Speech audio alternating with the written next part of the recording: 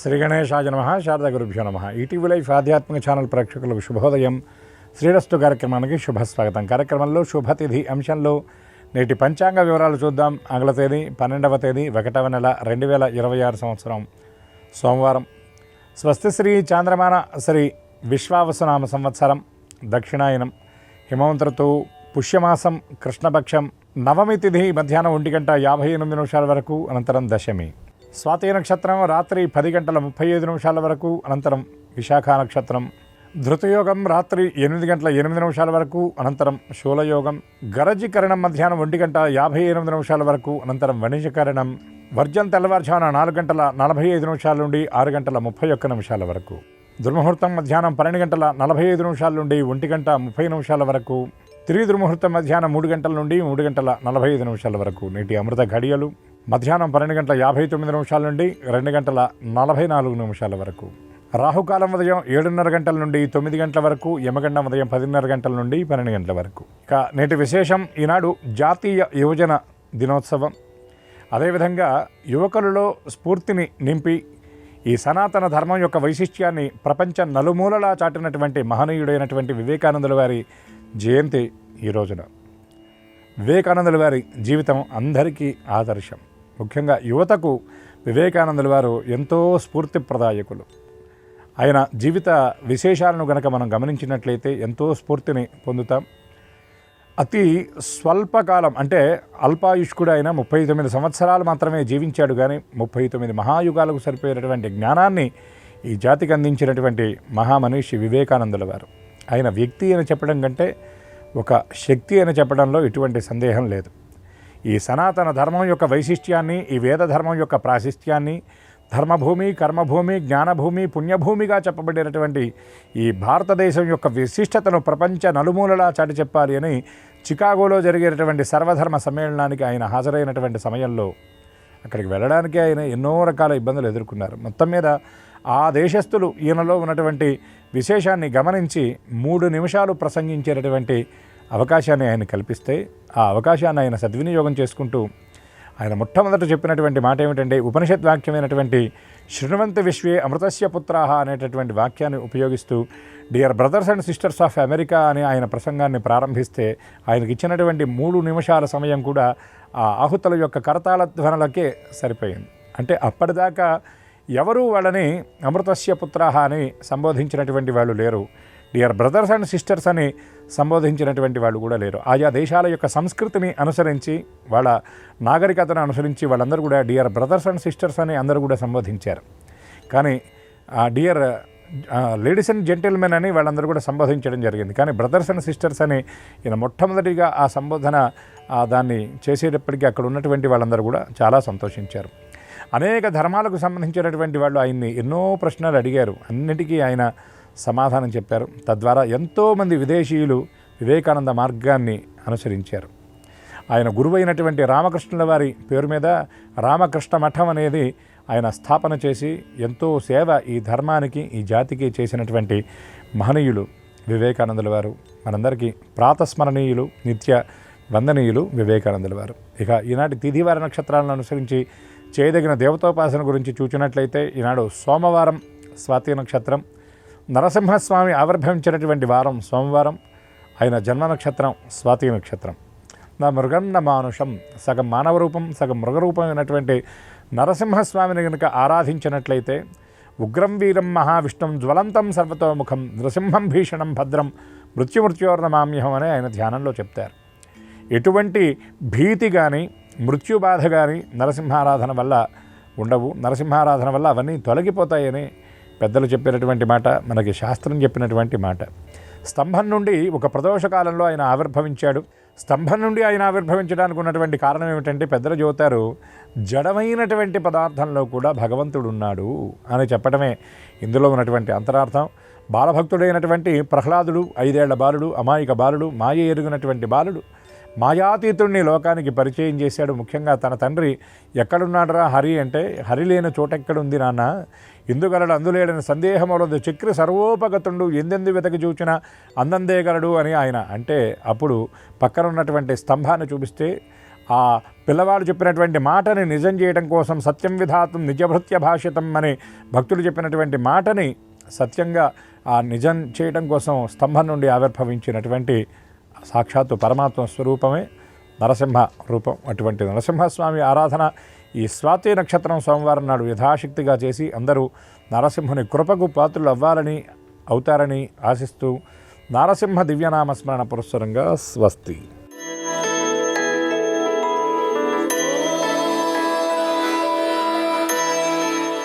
ETV life ఆధ్యాత్మిక channel ప్రేక్షకులందరికీ నమస్కారం. శ్రీరస్తు కార్యక్రమంలో గ్రహయోగం అంశానికి స్వాగతం. ఈనాటి గ్రహయోగం శీర్షికలో మేషాది ద్వాదశ రాశులకి కలిగేటటువంటి శుభ అశుభ ఫలితాలని, అవసరమైన సందర్భాల్లో ప్రత్యామ్నాయ మార్గాల్ని తెలుసుకుంటారు. అంతేకాక ఏ రాశి వారికి ఏ దైవ దర్శనం ఈరోజు అనుకూలమో, ఏ రాశి వారికి ఏ దిక్ప్రయాణం లాభకరమో, ఏ రాశివారు ఏ రంగు దుస్తుల్ని ధరించినట్టయితే సకల కార్య నిర్విఘ్న పరిసమాప్తి అవుతుందో, ఏ రాశి వారికి ఏ సంఖ్య అదృష్ట సంఖ్యగా ఉండబోతోందో ఆ విశేషాలంటే క్రమంగా తెలుసుకుంటారు. వీటితో పాటుగా శివలింగాలు అనగానే రాతితో చేయబడ్డవే మన కళ్ళ ముందు కనిపిస్తూ ఉంటాయి. కానీ వివిధమైనటువంటి ఆకృతుల్లో వివిధమైన ద్రవ్యాలతో లింగ విధానం గోచరిస్తూ ఉంటుంది. అలాంటి వివిధ ద్రవ్యాలతో చేయబడ్డటువంటి శివలింగాలకి ఏ ఏ తీరు ఉపచారాల్ని చేయడం ద్వారా ఎటువంటి ఫలితాలని పొందొచ్చో ఆ విశేషాల్ని శ్రీకరం శీర్షికలో ఇప్పుడు మనం తెలుసుకుందాం.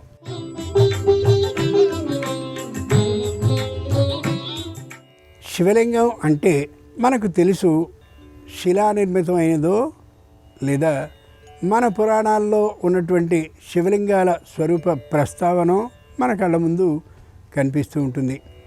ఈ శివలింగ స్వరూపాల ఆరాధన వల్ల విశేష ఫలితాలు ఎలా కలుగుతాయో గమనిద్దాం. గంధపు శివలింగాన్ని పూజించినట్టయితే సత్వరంగా శివ అనుగ్రహం లభిస్తుంది. వివిధ పుష్పాలతో శివలింగ ఆకృతుల్ని ఏర్పాటు చేసి పూజించినట్టయితే సౌభాగ్య వృద్ధి అవుతుంది. చక్కెరతో శివలింగ నిర్మాణాన్ని చేసి ఉపచరించడం వల్ల కుటుంబ సౌఖ్యం, పాలరాతి శివలింగ ఆరాధన వల్ల మనశ్శాంతి, గోమయంతో ఏర్పాటు చేయబడ్డ శివలింగాన్ని ఆరాధించడం వల్ల ఐశ్వర్య ప్రాప్తి, సువర్ణ శివలింగాన్ని ఆరాధించడం వల్ల ధన ప్రాప్తి, ఇలా వివిధ శివలింగ స్వరూపాల ఆరాధన వల్ల అభిషేక ప్రక్రియల ఉపచారాల ద్వారా ఉత్తమమైనటువంటి విశేష ఫలితాలని అనేకం పొందే అవకాశం ఉంటుంది. ముందుగా నేటి పంచాంగం. ఈరోజు పుష్య బహుళ నవమి, సోమవారం, నక్షత్రం స్వాతి. ఇక నేటి గ్రహస్థితిని పరిశీలించి చూస్తే మిథునంలో గురుడున్నాడు, సింహంలో కేతు ఉన్నాడు, చంద్రుడు తులలో ఉన్నాడు, రవి కుజ బుధ శుక్రగ్రహాలు ధనుస్సులో ఉన్నాయి, కుంభంలో రాహు ఉంటే మీనంలో శని ఉన్నాడు. ఈ తాత్కాలిక గ్రహస్థితి ఆధారంగా మేషాది ద్వాదశ రాశుల వారికి కలిగే శుభ అశుభ ఫలితాలని క్రమంగా తెలుసుకుందాం. ముందుగా మేషరాశి.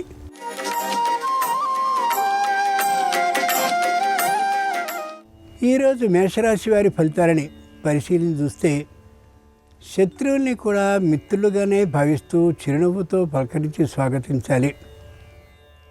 ఉద్యోగంలో శ్రమ ఉన్నప్పటికీ కూడా పైకి తెలియకుండా ఉండేలా ఉద్యోగాన్ని నిర్వహించుకోగలగాలి.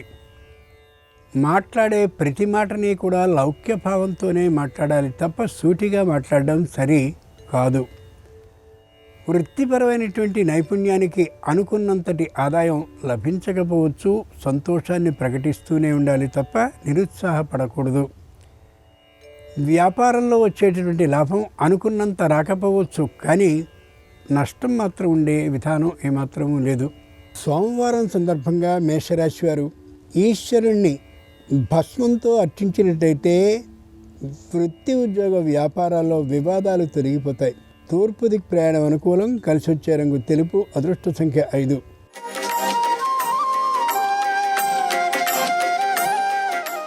ఈరోజు వృషభ రాశి వారి ఫలితాలని పరిశీలించి చూస్తే ఆచితూచి మాట్లాడడం అవసరం తప్ప ధారాళంగా మాట్లాడడం వల్ల ఇబ్బందులు కలిగే అవకాశం పుష్కలంగా ఉంది. ఉద్యోగాన్ని చేస్తూ ఉండేటటువంటి వారికి పై అధికారులు అనుకూలంగా ఉన్నట్లే అనిపిస్తారు, కానీ అది అనుకూలతగా భావించనే కూడదు, గమనించుకోగలగాలి. రుణాన్ని ఇంతకుముందు తీసుకున్నటువంటి వారిని పీడించి వసూలు చేయాలని ప్రయత్నించినట్లయితే మొదటికే మోసం రావచ్చును. చాలా జాగ్రత్తగా ముళ్ళ మీది గుడ్డల జాగ్రత్తగా వసూలు చేసుకోవడం అవసరం. సోమవారం సందర్భంగా వృషభ రాశి వారు కాశీ విశ్వేశ్వర స్వామివారిని కుంకుమతో అర్చించినట్లయితే దాంపత్య సమస్యలు తొలగిపోయి అన్యోన్యత పెరుగుతుంది. ఈశాన్య దిక్ ప్రయాణం అనుకూలం. కలిసి వచ్చే రంగు ఎరుపు. అదృష్ట సంఖ్య 3.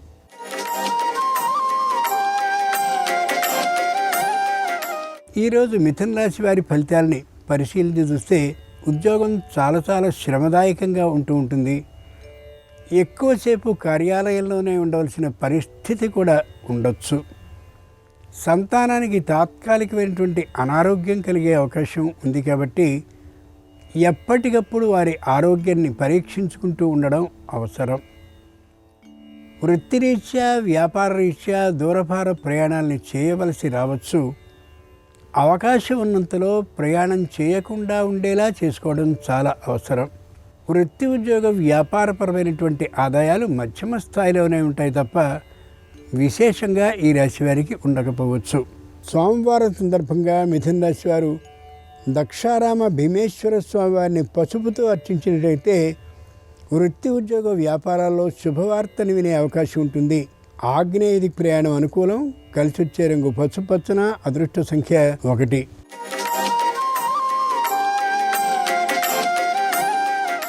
ఈరోజు కర్కాటక రాశి వారి ఫలితాలను పరిశీలించి చూస్తే మానసికంగా నిరుత్సాహంగా ఉంటారు. శారీరకంగా అంతటి ఆరోగ్య పరిస్థితి కలిగి ఉండే అవకాశం లేదు. వ్యాపారపరమైనటువంటి ఆదాయాలు మధ్యమంగానే ఉంటాయి తప్ప విశేషంగా ఉండకపోవచ్చు. వృత్తిరీత్యా రావాల్సినటువంటి ఆదాయాలు లభించకపోవచ్చు. రుణదాతలైనటువంటి వారి నుండి తాత్కాలికంగా ఒత్తిడి లభించే ప్రమాదం ఉంది కాబట్టి ఆ ముందే వారికి తీర్చవలసినటువంటి సొమ్ముని తీర్చివేయడం ప్రతిష్టని కాపాడుకున్నట్లుగా అవుతుంది. సోమవారం సందర్భంగా కర్కాటక రాశి వారు ఆదిత్యుణ్ణి అంటే ప్రత్యక్ష భగవానుడైనటువంటి సూర్యుడిని కుంకుమాక్షతలతో పూజించినట్లయితే ఆరోగ్య సిద్ధి అవుతుంది. తూర్పు దిక్ ప్రయాణం అనుకూలం. కలిసి వచ్చే రంగు నలుపు. అదృష్ట సంఖ్య 8.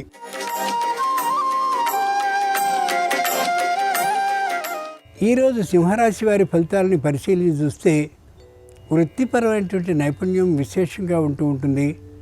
వ్యాపారపరమైనటువంటి ఆదాయం కూడా పుష్కలంగా గోచరిస్తూ ఉంటుంది. శారీరకమైనటువంటి అనారోగ్యం పెరుగుదల అవుతూ ఉంటుంది కాబట్టి వెంటనే ఔషధ సేవని వైద్య పరీక్షల అనంతరం చేయించుకోవడం అవసరం. కుటుంబంలో ఉండేటటువంటి సంతానంతో తాత్కాలికమైన మనస్పర్ధ అభిప్రాయ భేదాలు కలిగే అవకాశం ఉంది కాబట్టి సర్దుకుపోయే ధోరణిలో ప్రవర్తించడం చాలా మంచిది.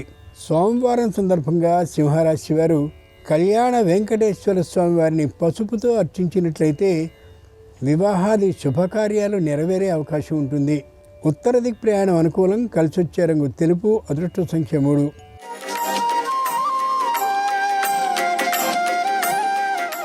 ఈరోజు కన్యారాశి వారి ఫలితాలని పరిశీలించి చూస్తే మానసికంగా శారీరకంగా కూడా దృఢంగా ఉండగలుగుతారు.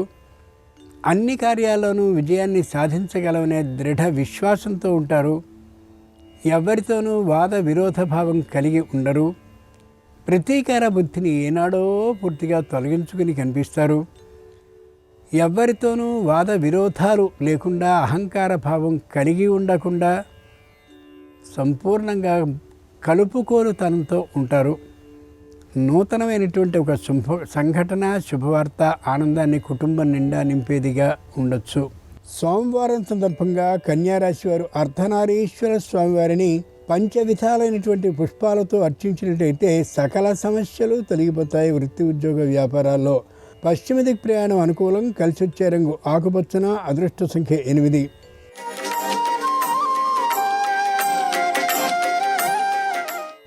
ఈరోజు తులారాశి వారి ఫలితాలని పరిశీలించి చూస్తే శత్రువులతో అనుకూలంగా ఉండేలా ప్రవర్తిస్తూ ఉంటారు. లౌక్యం విశేషంగా గోచరిస్తూ ఉంటుంది. వృత్తిపరమైనటువంటి నైపుణ్యం మరింతగా ఉంటూ ఉంటుంది. వ్యాపారపరమైనటువంటి లాభాలు మధ్యమంగానే ఉంటాయి. కార్యాలయంలో విశేషమైనటువంటి శ్రమతో ఉద్యోగం చేస్తూ ఉన్నటువంటి కారణంగా తొందరగా అలసిపోయే విధానం ఉండొచ్చు. సంతానానికి అనుకూలమైనటువంటి కాలం ఇది. తప్పక ఉద్యోగం, అలాగే చక్కనైన కళాశాల ప్రవేశం, ఆర్థికమైనటువంటి లాభం కూడా ఉండొచ్చు. సోమవారం సందర్భంగా తులారాశి వారు శ్రీ లక్ష్మీ నృసింహస్వామి వారిని సన్నజాజులతో పూజించినట్టయితే తప్పక నూతన పదవి లాభ సూచన కలిగే అవకాశం ఉంటుంది. పశ్చిమ దిక్కు ప్రయాణం అనుకూలం. కలిసొచ్చే రంగు నీలం. అదృష్ట సంఖ్య 7.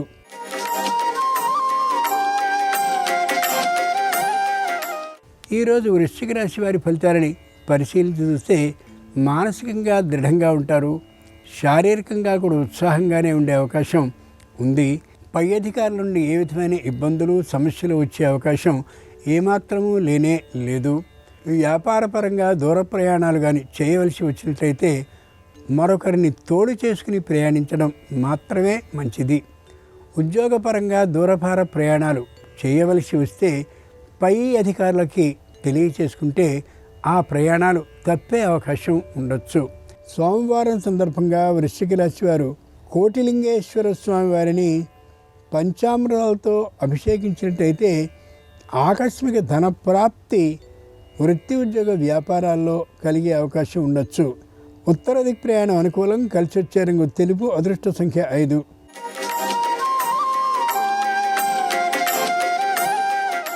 ఈరోజు ధనురాశి వారి ఫలితాలని పరిశీలించి చూస్తే ఎవ్వరి మాటని విననటువంటి సర్వైక భావంతో ఉంటారు.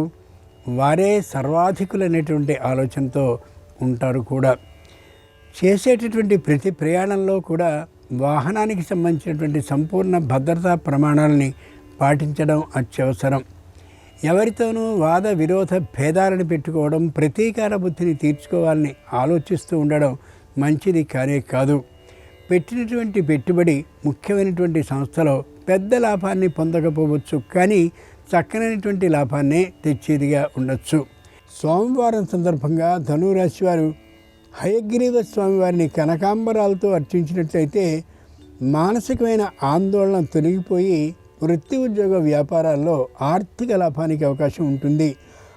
దక్షిణ దిక్ ప్రయాణం అనుకూలం. కలిసొచ్చే రంగు పసుపచ్చన. అదృష్ట సంఖ్య 8.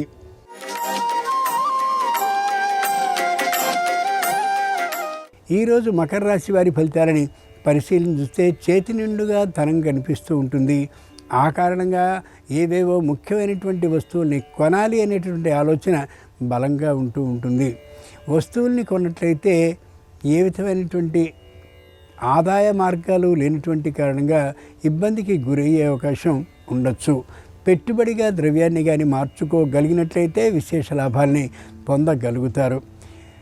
ఏ స్నేహితులు ఉన్నారో బంధువులు ఉన్నారో వారితో కొద్దిగా అనవసరమైన మాట వివాదాలు వచ్చే అవకాశం ఉంది. కాబట్టి ఆచితూచి మాట్లాడడం శ్రేయస్కరం. సోమవారం సందర్భంగా మకర రాశి వారు శ్రీహరిని చామంతులతో పూజించినట్లయితే ఉద్యోగంలో భద్రత సిద్ధించే అవకాశం ఉంటుంది. నిర్ణీత దిక్ ప్రయాణం అనుకూలం. కలిసొచ్చే రంగు నలుపు. అదృష్ట సంఖ్య 6.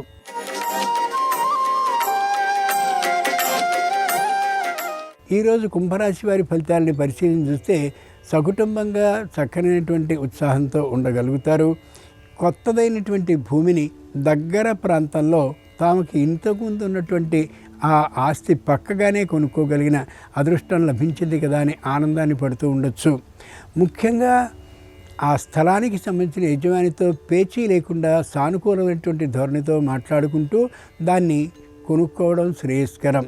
సంతానంలో ఉండేటటువంటి వారందరూ కూడా అనుకూలమైన భావంతో ఉండే కారణంగా ఏ విధమైన ఇబ్బందికి నోచుకోరు ఈ రాశివారు.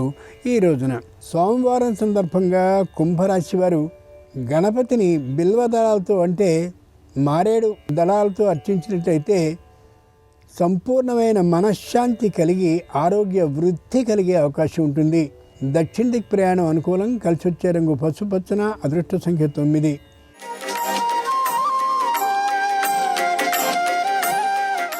ఈరోజు మీనరాశి వారి ఫలితాలని పరిశీలించి చూస్తే తమ వద్ద ఉండేటటువంటి జాతకం ఈ గోచార రీత్యా ఉన్నటువంటిది కాబట్టి మధ్యమ ఫలితాలని ఇచ్చే అవకాశం ఉండొచ్చు. ముఖ్యంగా వ్యాపారపరమైనటువంటి ఆదాయం కోసం విశేషంగా ప్రయత్నాన్ని చేస్తారు, కానీ అంతగా వచ్చే అవకాశం ఉండకపోవచ్చు. కుటుంబంలో ఉన్న అందరికీ కూడా తాత్కాలికమైనటువంటి గ్రహస్థితి అనుకూలంగా లేనటువంటి కారణంగా ఆర్థికమైనటువంటి స్థితి కటకటలాడుతూ ఉండే అవకాశం ఉంది. వ్యాపారపరమైనటువంటి ఆదాయాన్ని అభిలషించే ముందు సరైనటువంటి తీరులో వ్యాపార సంస్థని నడపగలుగుతున్నామా అనేది ఎవరి మటుకు వారు పరిశీలించుకోవడం, పరీక్షించుకోవడం అత్యవసరం. సోమవారం సందర్భంగా మీనరాశి వారు శ్రీ మహావిష్ణువుని ముద్దమందారాలతో అర్చించినట్లయితే రావలసిన బకాయిలు అశ్రమంగా వచ్చే అవకాశం ఉంటుంది. తూర్పు దిక్ ప్రయాణం అనుకూలం. కలిసొచ్చే రంగు తెలుపు. అదృష్ట సంఖ్య 2. ఇవి ఈనాడు ద్వాదశ రాశుల వారికి కలిగే శుభ అశుభ ఫలితాలు. ఈరోజు సోమవారం అయినటువంటి సందర్భంగా ఆ ఈశ్వరుని సంపూర్ణ అనుగ్రహం సర్వరాశుల వారికి కలగాలి హృదయపూర్వకంగా ప్రార్థిస్తూ స్వస్తి.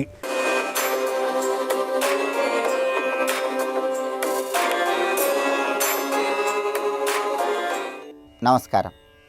2026 ఆంగ్ల నూతన సంవత్సరంలో ధనుస్సు రాశిలో జన్మించిన వాళ్ళు గ్రహాలు తొందరగా యోగించాలన్నా, అదృష్టము ఐశ్వర్యము కలగాలన్నా ఎటువంటి సులభమైన ప్రత్యేకమైన పరిహారాలు పాటించాలో నేటి శుభం లాభం అనే శీర్షికన పరిశీలిద్దాం.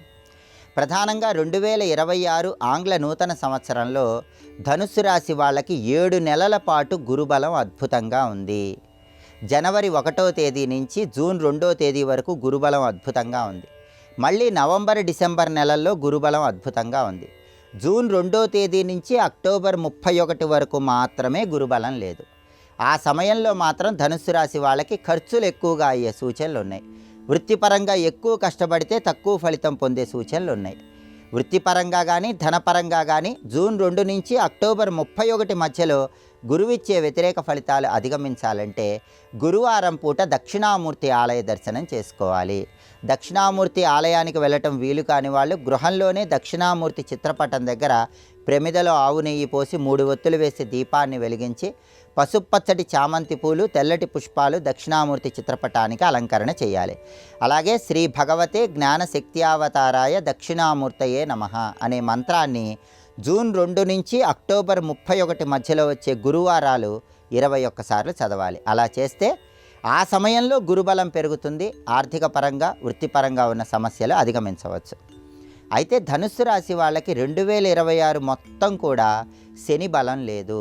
అర్ధాష్టమ శని దోషం నడుస్తుంది. ఈ అర్ధాష్టమ శని దోషం వల్ల సంవత్సరం మొత్తం కూడా 100% కష్టపడితే 50% ఫలితాలు రావటం, అలాగే ఆరోగ్యపరంగా నడువు నొప్పి, వెన్ను నొప్పి, కాళ్ళ నొప్పులు, మోకాళ్ళ నొప్పులు, అలసట ఇటువంటి సమస్యలు ఎదురవటం, కుటుంబంలో చిన్న విషయానికే బంధువులతో విభేదాభిప్రాయాలు రావటం ఇటువంటివి జరిగే సూచనలు ఉన్నాయి. అర్ధాష్టమ రాహుదోషాన్ని తొలగింపజేసుకోవటానికి ధనుస్సు రాశి వాళ్ళు శనివారం పూట నల్ల నువ్వులు కలిపిన నీళ్లతో శివాభిషేకం చేసుకోండి, లేదా నల్ల నువ్వులు కలిపిన ఆవు పాలతో శివాభిషేకం చేసుకోండి. అలా చేస్తే అర్ధాష్టమ శని దోషం మొత్తం తొలగిపోయి ఆరోగ్య సమస్యలు, కుటుంబ సమస్యలు, ఆర్థిక సమస్యలు వీటన్నిటి నుంచి బయటపడవచ్చు. అలాగే ధనుస్సు రాశి వాళ్ళు అర్ధాష్టమ శని దోషం సంపూర్ణంగా పోగొట్టుకోవాలంటే 2026లో వచ్చే శనివారాలు పంచముఖ ఆంజనేయ స్వామి ఆలయానికి వెళ్ళి 41 ప్రదక్షిణలు చేయండి. అలా కనీసం 4 శనివారాలు పంచముఖ ఆంజనేయ స్వామికి 41 ప్రదక్షిణలు చేస్తే అర్ధాష్టమ శని దోషం నుంచి సులభంగా బయటపడవచ్చు. శనిచ్చే వ్యతిరేక ఫలితాలన్నీ తొలగింపజేసుకోవచ్చు. ధనుస్సు రాశి వాళ్ళకి 2026 మొత్తం సంవత్సరాంతం వరకు డిసెంబర్ 5 వరకు రాహు అద్భుతంగా యోగిస్తున్నాడు. రాహు 3వ స్థానంలో, తృతీయంలో విశేషంగా యోగిస్తున్నాడు. దానివల్ల సోదరుల యొక్క సహాయ సహకారాలు లభిస్తాయి. సోదరుల యొక్క సహాయ సహకారాల వల్ల భూములు, గృహాలు, స్థలాలు, పొలాలు ఇలాంటివి కొనుగోలు చేసే అవకాశం ఉంది. విదేశీయాన ప్రయత్నాలు విజయవంతమవుతాయి. విదేశాలకు వెళ్ళి చదువుకోవటం, అక్కడ ఉద్యోగాలు చేసుకోవటం, అక్కడ ధనాన్ని సంపాదించటం వీటన్నిటికీ కూడా 3వ స్థానంలో రాహు ధనుస్సు రాశికి విశేషంగా యోగిస్తాడు. కాబట్టి రాహువుకు సంబంధించి ఎలాంటి పరిహారాలు పాటించాల్సిన అవసరం లేదు. అయితే ధనుస్సు రాశి వాళ్ళకి కేతువు 2026లో డిసెంబర్ 5 వరకు అంటే సంవత్సరాంతం వరకు 9వ స్థానంలో వ్యతిరేక ఫలితాలు ఇస్తున్నాడు. భాగ్యస్థానం 9వ స్థానంలో కేతువు వ్యతిరేకంగా ఉండటం వల్ల ధనుస్సు రాశి వాళ్ళకి ఆకస్మికంగా రావాల్సిన అదృష్టం త్రుటిలో జారిపోతూ ఉంటుంది. అనుకోకుండా హఠాత్తుగా చేతి వరకు వచ్చిన అదృష్టం నోటికి రాకుండా జారిపోతూ ఉంటుంది. ఈ సమస్య నుంచి బయటపడటానికి, చేతి వరకు వచ్చిన అదృష్టాన్ని చేజేతులా అందిపుచ్చుకోవటానికి ధనుసు రాశి వాళ్ళు మంగళవారం పూట గణపతి ఆలయ దర్శనం చేయాలి. మంగళవారం గణపతికి గరిక ఎర్ర పుష్పాలతో అర్చన చేయించుకోవాలి. అలా 7 మంగళవారాలు చేసినట్లయితే భాగ్యస్థానంలో 9వ స్థానంలో కేతువిచ్చే వ్యతిరేక ఫలితాలు తొలగిపోయి ఆకస్మికంగా వచ్చే సమస్యల నుంచి బయటపడవచ్చు, అదృష్టాన్ని అందిపుచ్చుకోవచ్చు. అలాగే ధనుసు రాశి వాళ్ళు మంగళవారం పూట గణపతికి సంబంధించిన ఓం గ్లౌం గణపతయే నమః అనే మంత్రాన్ని 21 సార్లు పఠించడం ద్వారా కూడా భాగ్యస్థానంలో కేతువిచ్చే వ్యతిరేక ఫలితాల నుంచి బయటపడవచ్చు. 2026 ఆంగ్ల నూతన సంవత్సరంలో గురుబలం చాలా అద్భుతంగా ఉంది. 7 నెలల పాటు గురువు విశేషంగా యోగిస్తున్నాడు. కేవలం 5 నెలలు మాత్రమే ధనుసు రాశికి గురువు యోగించటం లేదు. ఆ సమయంలో గురుబలానికి పరిహారాలు చేసుకుంటే అద్భుత ఫలితాలు కలుగుతాయి. సంవత్సరం మొత్తం రాహువు యోగిస్తున్నాడు. కేవలం అర్ధాష్టమ శని దోషానికి, భాగ్యంలో కేతు దోషానికి, శనికి కేతువుకి పరిహారాలు పాటించుకోవటం ద్వారా ధనుసు రాశి వాళ్ళు 2026 మొత్తం తొందరగా అదృష్టాన్ని, ఐశ్వర్యాన్ని సిద్ధింపజేసుకోవచ్చు.